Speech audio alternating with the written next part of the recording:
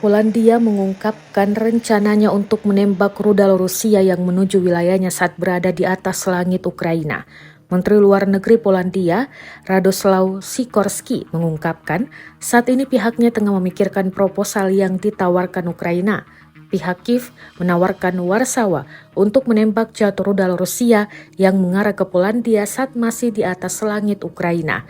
Proposal tawaran itu juga menyertakan kesepakatan pertahanan bersama kedua negara yang ditandatangani Presiden Ukraina Volodymyr Zelensky saat mengunjungi Warsawa awal pekan ini. Sikorski mengatakan beberapa rudal Rusia ditembak dari Petersburg ke arah target Ukraina di kota Lviv tak jauh dari perbatasan Polandia. Rudal itu melintasi Belarusia dan memasuki langit Polandia sekitar 40 detik sebelum berbelok dan mengenai target mereka di Ukraina. Sikorski mengakui hal itu hanya memberikan sedikit waktu bagi Polandia untuk beraksi.